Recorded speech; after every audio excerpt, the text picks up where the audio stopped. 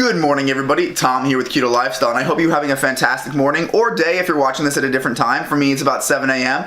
But I just wanted to sit down and talk to the camera for a minute and talk about the different types of low-carb dieting. So this is going to be a video on low-carb versus paleo versus keto versus carnivore. Now, to start things off, let's talk about low-carb. Now, a low-carb diet is a very generic term, and I like to view it as like the umbrella term that all of the other low-carb diets fall under. So by low-carb, we mean exactly that. You are at a lower carb, but that's not to say that you are in a ketogenic state, because you are probably not unless you're following one of the more strict low-carb diets. If you just say you're on a low-carb diet, my assumption is you're probably having about 150 carbs a day. A lot of bodybuilders and stuff will switch over to a lower carb diet when they're cutting, and they'll be down to 150 carbs a day. That's far too high to be in a state of ketosis, and that's really the only restriction on a low-carb diet. They're not limiting food choices, they're not watching their macros, and they're not trying to convert their body to run on ketones. The idea being they're just cutting down the carbs to help themselves lose some weight. So with that, it means they can put whatever they want into that. It's more of an if it fits your macro style diet, but you're keeping your carbs low, and the macro that you're watching is carbs. Now, this gets interesting because they'll eat things like sugar or donuts or things of that nature. Now, we know on a ketogenic diet that that's not good for us, but on a low-carb diet, there's really not much of an impact. So now let's get over to a paleo diet. Now, a paleo diet is a little bit stricter than low-carb because they do care about the types of food, much like we do on keto. So on a paleo diet, they're eliminating most grains, most dairy, most beans and legumes. Now, when I say most dairy, a lot of people will leave some dairy in there, but it's not a main source of their diet. And the interesting thing about this is they'll still leave in pretty much all fruits and all vegetables. So this means that they can actually eat and stay out of ketosis. They can still run on glucose at like 60-70% carbs if you try hard enough. And also their fats are going to be a lot lower. It's not as huge of an emphasis like it is on the ketogenic diet, where we are trying to hit that 70-75% fat mark.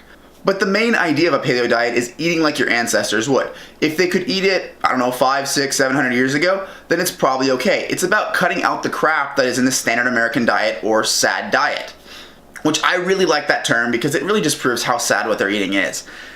Now, let's get into a little bit further of this and talk about the sweeteners. Now, on a paleo diet, sweeteners are not like excluded, even ones that increase your blood sugar, because they don't care about staying in ketosis.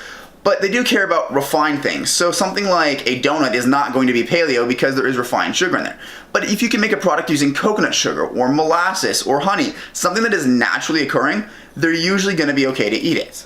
And this isn't to say that it's not as good as a ketogenic diet, it's just a different method of dieting. But if you're sensitive to insulin spikes and glucose, paleo is still going to spike your insulin and you're still going to be burning glucose mostly.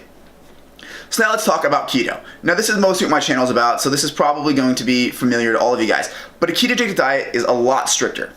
So we care more about our macro ratios and having high fat than we do about anything else. Yes, the quality of food matters. You don't want to be eating garbage, but the idea is we care about having our fats at that 70-75% range, and we care about staying in ketosis, which means all of those naturally occurring sweeteners that do mess with your insulin levels are completely knocked out of our diet, as well as most fruits and vegetables. And when it comes to fruits, the only things that I really allow on a ketogenic diet are all berries pretty much, but in very moderation, avocado and tomato, because those are also fruits.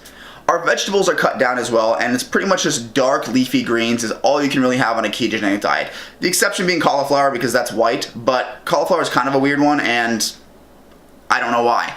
That being said, broccoli, asparagus, spinach, all great on a ketogenic diet. But we're not going to have the corn or the carrots, things like that would be acceptable on a paleo or low carb diet. Now, when it comes to dairy, people have different discussions about this on keto, just like everything out there, even on paleo. Depending on who you ask, the rules are different. But on my ketogenic diet, I eat a lot of cheese, I eat a lot of dairy because I'm trying to boost my fats.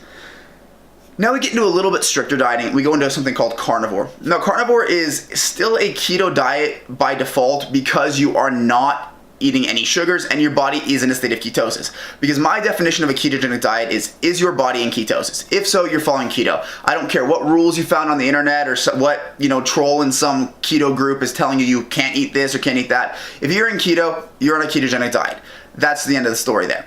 Now, carnivore takes us to an extreme. They pretty much cut out everything that is not animal-based. Some of them will still use salt, obviously, which is not an animal-based product, as the Primal Bro does, or Ben Phelps. I did a discussion with him a little bit ago. I'll link it in the card right here. He's a carnivore, but he still has salt just to help with electrolytes. But the thing with carnivore is they're cutting out anything that is not an animal-based product. So there's pretty much no vegetables, or there is no vegetables. It's a zero carb diet. So yes, they are in a state of ketosis by default, but they're not focused as much on the fat ranges. They're focused on the food choices. Now, a lot of them will follow a ketogenic diet and increase the fats because that's just how you get energy. If you're eating 70% protein, your body's going to have a lot harder time making energy with that. And a lot of that's going to be through a process called gluconeogenesis, where protein is converted into glucose. So that's not the most effective way to do things, and your body would much prefer to be in a state of ketosis. So a lot of them will keep their fats really high. But on a carnivore diet, pretty much throw out everything but high quality meats, butters, cheeses, and probably some salt. So I hope you guys learned something here, and if I missed anything and you're following one of these diets, go and leave it in the comment section, because I'm always curious to learn what other restrictions people follow. And with that, guys, I'm going to close the video. If you like the video, leave it a like. If you have not subscribed yet, go and hit the subscribe button, because it really does help me out a lot, and I make a ton of cool videos like this. And I will see you guys in the next one.